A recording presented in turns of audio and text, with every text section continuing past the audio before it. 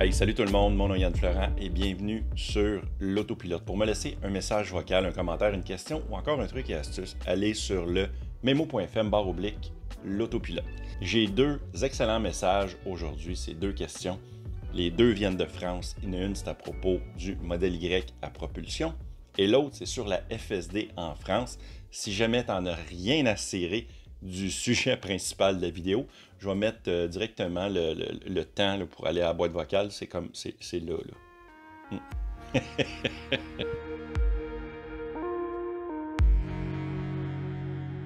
Le parrainage est de retour en Chine, par exemple.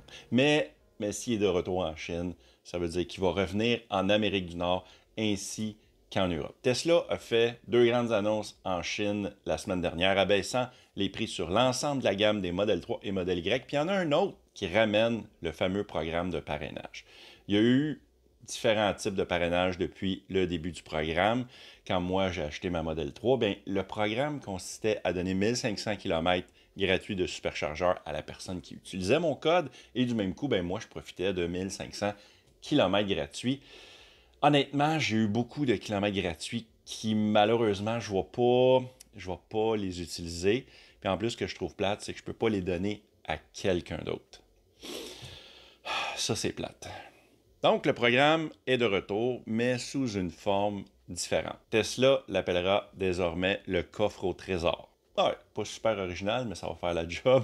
Donc, ça va être un peu comme avant, mais au lieu d'être des kilomètres gratuits, ça va être des points. Puis là, on va pouvoir échanger les points contre plein d'affaires. Tu vas pouvoir participer, tu vas pas pouvoir participer, mais tu vas être automatiquement dans un tirage. Si tu as fait 5 référencements, tu as plus de chances de gagner. Ça peut aller jusqu'à 20 référencements. Ça te donne encore plus de chances de gagner au tirage au sort. Tesla va faire également référence à un tirage annuel spécial avec des prix différents. Présentement, évidemment, c'est juste disponible en Chine, donc les prix vont fitter avec la Chine, mais je vais quand même les nommer, peut-être ça va être des trucs similaires qu'ils vont faire en Amérique du Nord et en Europe. Donc, les prix que vous pourriez gagner, c'est une visite VIP à la Giga Shanghai, 50 000 km de superchargeur gratuit, qui est comme too much, un accès à un modèle 3 ou Y à propulsion pendant 12 mois, donc une location de 12 mois, et un accès à la capacité entièrement autonome, je parle ici de la FSD, pendant 2 ans. Est-ce que ce type de tirage sera offert pour les Européens et nous, le bas peuple d'Amérique? Ça, on ne le sait pas pour l'instant.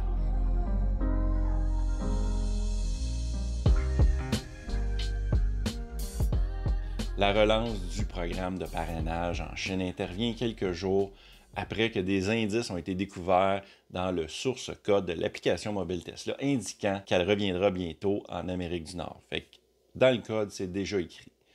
Fait que les chances que ça arrive sont assez élevées, merci. Bien que le code ne fasse pas référence à un coffre au trésor précisément, il était question d'échanger des crédits contre des marchandises et même des accessoires, et même des mises à niveau logicielles, laissant entendre que le programme de parrainage nord-américain pourrait être similaire à celui de Tesla qui est publié en Chine présentement, mais il va quand même être différent, parce que on n'est pas pareil. C'est juste ça. Donc, si vous connaissiez le programme avant, ça va être pas mal pareil, sauf qu'au lieu d'être des kilomètres, je l'ai mentionné plus tôt, ça va être des crédits. Donc, si quelqu'un achète un véhicule, qu'importe le véhicule, ça n'a pas d'importance, ça va te donner 3500 crédits à la personne qui l'achète et 3500 crédits, exemple, à moi. Si jamais, moi, je décide d'acheter un modèle Y, bien, ça va me donner, je peux utiliser mon propre code et ça va me donner 7000 crédits. Si on appelle ça un achat, ça va s'appeler des crédits de fidélité, voilà. Une fois que vous avez gagné des crédits, bien, vous pouvez les échanger directement via l'application selon le programme. En Chine, ben, il y a des exemples, comme en Chine, tu peux acheter un cyber-sifflet à 2800 crédits, ça l'équivaut à 65 $ canadiens, mine de rien. Une clé pour votre modèle 3Y à 225 $ canadiens, bien ça va coûter 13 000 crédits. Il y a une paire de chaussettes Cybertruck qui va coûter 300 crédits, ça équivaut à environ à 40 $ canadiens. Donc, 3500 crédits, si j'ai bien compris, ça équivaut à 80 $ canadiens. L'application vous permettra également d'échanger entre 3500 et 7000 $ de crédits contre des superchargeurs gratuits. Donc, pour 7000 crédits, vous allez avoir droit à 1500 km de superchargeur, un peu comme avant. Et si vous donnez juste 3500, ça vous donne 750 km de superchargeur. Fait que là, tout ça, c'est bien beau, mais il y a une pogne là-dedans. Puis je vais vous expliquer pourquoi. OK? Avant, on avait 1500 km de superchargeur gratuit. On n'avait pas le choix, c'était ça. Maintenant, on a 3500 crédits. OK? Donc, 1500 km, 3500 crédits. Et sur le site, si tu achètes maintenant dans le nouveau système, si tu achètes pour 3500 crédits de superchargeur, ça te donne seulement 750 km de superchargeur. Donc maintenant, le système de parrainage a été coupé en deux. Ça veut dire que ça va prendre 2 fois plus de parrainage pour obtenir le même nombre de kilomètres. Mais l'avantage, c'est qu'on peut acheter d'autres choses. Là, c'est vraiment intéressant ce qu'ils offrent en Chine, mais moi, j'aimerais ça qu'ils offrent un petit peu plus de stock. Genre, moi, j'aimerais ça qu'ils offrent, par exemple, un mois gratuit de FSD pour 10 000 points, un mois gratuit de connectivité haut de gamme pour, je dis des points, mais c'est des crédits, pour 500 crédits. J'aimerais vraiment ça, pouvoir faire l'achat de jeux plus haut de gamme dans la future boutique en ligne d'applications Tesla. Ça reste une rumeur présentement, mais si jamais ça débarque, ça pourrait être un point très intéressant. J'aimerais ça être capable d'acheter des vêtements ou encore de l'équipement pour ma voiture, comme des tapis ou encore des lumières de seuil de porte, un peu comme j'ai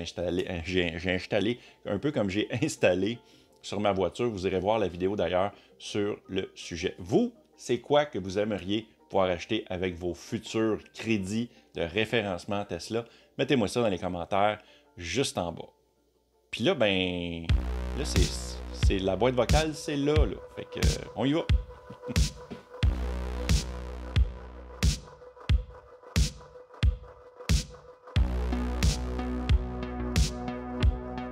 En passant, si vous aimez cette vidéo, n'hésitez surtout pas à vous abonner, à mettre un pouce en l'air. Ça va m'aider à mieux performer dans l'algorithme mystérieux de YouTube. 2 messages aujourd'hui sur ma boîte vocale. Le premier message, c'est de Monsieur Sarawi. Bonjour Yann, Florian, je vous contacte, je suis en train de regarder vos vidéos sur YouTube et je voudrais savoir si vous aurez des informations sur la nouvelle modèle Y propulsion qui va sortir dans pas longtemps et savoir si vous saviez la puissance du moteur arrière du véhicule et me dire si vous savez si vous avez des renseignements sur ce moteur-là, sa puissance. Je vous remercie et bonne journée, au revoir. Monsieur Sarawi, j'ai fait une recherche approfondie et j'ai rien trouvé de concret. Par contre, je vais y aller vraiment avec mon feeling et la logique. La puissance du moteur de la modèle Y propulsion, d'après moi, avec le prix à lequel il y a à vendre, je suis convaincu que c'est le même moteur que j'ai dans ma SR+, ou encore dans la version standard avec les nouvelles batteries LFP. C'est un moteur 990. Les versions précédentes sur les modèles 2020 et moins, sur les standards plus, c'était les 980 qui est un autre moteur. Maintenant, ils vont avec les 990. Je pense que c'est une question pour sauver des coûts. C'est moins compliqué eux autres d'avoir utilisé des moteurs semblables. Bref, voici les spécifications du moteur. C'est le même moteur, vraiment le même moteur que ma Model 3. Donc, on parle ici de 201 chevaux vapeur et de 258 livres-pieds de couple. Merci beaucoup pour ta question. Le prochain message, c'est un message de François, non pas François, de Martin Deltour. Salut Yann, je m'appelle Martin et j'habite dans le sud de la France, dans un petit village pas loin des gorges du Verdon. J'ai une question précise sur laquelle j'aimerais avoir ton avis sincère, du moins avec les éléments dont tu disposes à ce jour. Cela concerne l'option FSD. En France, tu as la possibilité d'acheter l'EAP à 3 800 €, le complément pour atteindre la FSD pour 3 700 € ou encore l'achat direct de la FSD à 7 500 €. Initialement, j'ai acheté l'EAP qui apporte un certain confort selon moi sur mon modèle Y Long Range de juin 2022. Puis j'ai complété avec la FSD il y a peu. Il y a quelques semaines, tu parlais de la FSD qui augmentait terriblement en Amérique du Nord. Et tu as même eu un mot à l'intention des Français, me semble-t-il, disant sur le ton de la rigolade qu'il était temps d'acheter la FSD chez nous, vu le prix. En parallèle, il est de plus en plus question du hardware 4 et des caméras 5 mégapixels de Samsung. Ma question est la suivante. Selon toi, y a-t-il une chance d'obtenir un jour un upgrade du hardware 3 vers le hardware 4 et caméras de 1,2 mégapixels vers les caméras 5 mégapixels pixels pour ceux qui ont acheté la FSD en France. Voilà. Je ne rate jamais tes vidéos qui sont toujours très instructives et tellement agréables à écouter. Bonjour à ta petite famille. Voilà, bonne journée à toi et à bientôt. Merci beaucoup, Martin. C'est une excellente question. En partant, je voulais parler, c'est la complexité va vraiment retarder la FSD, je pense. La FSD complète, la version totale en Europe, parce que simplement, en partant, il y a 27 pays différents en Europe. Il me semble, aux dernières nouvelles, il me semble qu'il y en a 27. Et les règles, les panneaux de vitesse, les règles de route, tout ça, il y a beaucoup, beaucoup de différences entre chaque pays. Fait que c'est là que la FSD bêta, je pense que, mec, elle arrive, elle va prendre beaucoup plus de temps que celle en Amérique. Parce que je vais vous le dire, bien franchement, en Amérique du Nord, c'est pas compliqué. En gros, on a le Mexique, là, mais les États-Unis et le Canada, qui est le plus gros marché présentement pour Tesla, ça se ressemble beaucoup, beaucoup, beaucoup. Les panneaux, les lois, les règlements, c'est pratiquement pareil. T'sais, oui, il y a des différences dans les panneaux, mais une fois qu'ils ont photographié les différents panneaux, c'est très, très, très semblable. Fait que de ce côté-là, je pense que ça va être plus long. Je pense que c'est une bonne chose que tu as fait d'acheter la FSD présentement à rabais. Si c'est quelque chose que tu tenais à avoir, à 7500 €, je pense que c'est un bon deal encore. Je pense que c'est une... je pense que tu as bien fait d'acheter. Moi, je me suis toujours dit que je ne paierais jamais plus de 10 000 $ pour ce jouet-là. Puis pourquoi je ne veux pas payer plus que 10 000? Parce que je trouve ça absurde présentement qu'il n'y a pas de transfert de ce produit-là d'une Tesla à un autre. Fait qu'exemple, si même en ce moment, là, si tu as une perte totale sur ton véhicule, je pense qu'ils ne vont pas transférer la FSD d'un véhicule à l'autre. Peut-être ça va se faire, là, mais l'autre point présentement qui se fait absolument pas, c'est que si tu vends ta Model Y présentement pour t'acheter une autre Model Y ou une Model 3 ou une Model S, ils ne vont pas te transférer la FSD que tu as acheté 7500 €, grosso modo. Pour ce qui est du upgrade pour le Hardware 4 ainsi que les meilleures caméras, je pense que c'est quelque chose qui va être dans le possible chez Tesla de faire parce que si, exemple, ils s'aperçoivent qu'ils ne sont pas capables d'atteindre la FSD avec le Hardware 3, ben, si tu as payé pour la FSD, automatiquement, ils vont te donner accès à l'amélioration de ton véhicule. Ça s'est déjà fait sur les vieux modèles S qui avaient des Hardware 1, je pense. Non, qui avaient des Hardware 2, comme mon ami François qui a sa Tesla Model S P85D, que j'ai fait une vidéo d'ailleurs. Si vous n'avez pas vu la vidéo, je vais mettre le lien genre là. Lui, il y a vraiment la personne qui a vendu son véhicule, il a mis à jour le système d'ordinateur, l'infotainment system, pour que ça lag moins. Fait que de ce côté-là, c'est quelque chose qui se fait chez Tesla.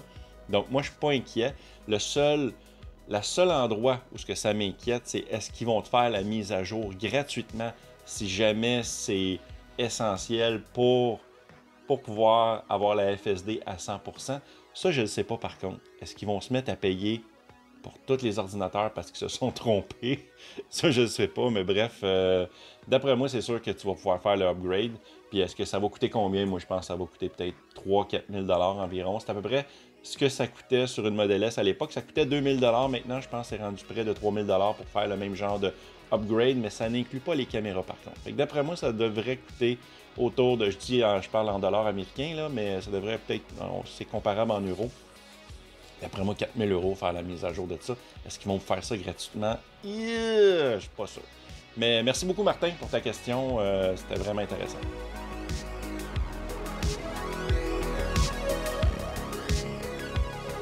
Quand j'ai commencé à faire ce segment-là d'anecdotes personnelles, je pensais pas avoir des sujets à chaque vidéo, mais pour l'instant, j'en ai. Puis c'est une anecdote très plate présentement que j'ai. Je me suis fait lancer une balle courbe sur mon pare-brise, mais tu sais, quand je dis une balle courbe, c'est une roche, mais tu sais, comme on dit au Québec, une garnotte, là, tu sais, une garnotte à peu près grosse de même. Je suivais un véhicule, un camion de loin. J'étais quand même assez loin et j'ai eu le temps de l'avoir arrivé, là, tu sais, elle est arrivée en courbe de même. Je pensais qu'elle était pour passer à côté de mon véhicule, puis elle est revenue à me péter ça dans le windshield, juste en haut de mes yeux. Puis je sais pas pourquoi, j'ai comme sacré un peu, tu sais. J'étais comme pas content. Puis j'ai fait le saut, puis ça a fait un bruit que je le savais que mon pare-brise était endommagé. Je le voyais, là. Je voyais. Il n'est pas craqué comme une étoile, il n'est pas parti, mais il a enlevé un morceau. Fait que j'ai été sur mon Discord pour parler de ça. Qui pourrait me réparer ça, ce pare-brise-là, avant qu'il craque. Ils m'ont recommandé Lebeau. Lebeau Vitre d'Auto. Au Québec, il est quand même assez populaire. Fait que moi, je fais comme cool. Il y en a un à Terrebonne. Ça coûte à peu près 115 $. Peut-être c'est mieux de le payer puis de ne pas réclamer aux assurances pour ne pas mettre une autre tâche au dossier. Fait que je vais chez Lebeau quelques jours après, 2 jours après environ. Je vais chez Lebeau, j'arrive là. Puis je regarde le gars, puis je dis, j'ai vous dire que vous ne réparez pas les Tesla parce que les autres, ils ne changent pas les pare-brises de Tesla. Il paraît que c'est très compliqué avec le système de caméra. Puis c'est ça qu'il me disait. Il me dit non, on ne touche pas à ça. Mais je dis, j'ai une petite poque dans mon. J'ai comme une petite chip dans mon pare-brise. Il dit, on ne touche pas à ça. Puis il m'a expliqué pourquoi. Il y a eu un précédent de quelqu'un qui a fait réparer la même chose que moi sur sa Tesla. Et ça l'a recraqué par la suite. Puis ça l'a impliqué de changer le pare-brise chez Tesla. Lebeau n'a pas voulu payer. Tesla n'a pas voulu payer. Là, les assurances étaient poignées là-dedans. Puis là, il y a eu une poursuite d'environ 12 000 $ par rapport à ça. Donc, ce précédent-là fait que Lebeau ne touche plus au Tesla. Est-ce que si je vais au Lebeau de Drummondville, exemple, peut-être que lui va le prendre. Mais ce qu'il me disait, le monsieur, moi j'étais à Terrebonne, il mentionnait que, il dit même quand on les réparait, là, avant qu'il y ait eu le précédent, même quand on les réparait, il y en avait 1 sur 2 qui craquaient de toute façon. Fait qu'ils ont beaucoup de misère avec les pare-brises Tesla, fait qu'ils ne touchent pas à ça. Fait que là, il m'a dit de contacter Tesla directement. Là, je suis rendu là, en ce moment, dans ma démarche. Il va falloir que j'appelle Tesla, parce que je ne veux pas mettre je veux pas prendre rendez-vous sur mon téléphone, parce que sur le téléphone, tu peux demander de faire une réparation de pare-brise, mais je veux appeler avant. Je veux savoir comment ça fonctionne. Est-ce qu'il faut que je parle à mes assurances? Pas est-ce qu'il faut que je parle à mes assurances, mais je veux pas passer ça dans mon dossier d'assurance. C'est juste pour une chip, c'est combien, etc. Fait que là, je suis rendu là. Fait que, ouais, j'ai un pare-brise avec une petite... il m'en manque un morceau. Calique.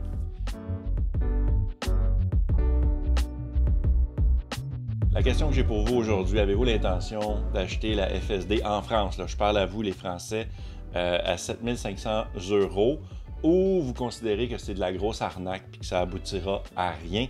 Mettez-moi ça dans les commentaires, juste en bas. Si vous voulez me soutenir sur Patreon comme Éric Bolduc de Antirouille Bolduc, eh bien, allez sur c'est le www.patreon.com/Yann Fleurant. Fait que merci beaucoup. Un nouveau Patreon, Éric Bolduc, et également... c'est disponible en version podcast, hein, l'autopilote. Si vous n'étiez pas au courant, il y a quelqu'un qui me posait la question dans une de mes vidéos que ça serait le fun d'avoir ça en version audio, mais c'est disponible. Vous cherchez dans n'importe quelle de vos plateformes de podcast, vous cherchez l'autopilote, vous allez me trouver. Dans chaque autopilote, je remercie également mes Patreons de niveau plaid et performance. Donc, on y va, mes Patreons plaid. Merci à Balado Québec, François Robida et Laurent Santa Maria. Pour mes Patreons performance, j'ai Francis Lessard et Laurent Hardy. Si vous voulez regarder la vidéo de la Model S, là, j'en ai parlé tantôt, là, c'est juste ici. Fait que voilà, c'est complet. Merci beaucoup. Hey, ciao la gang.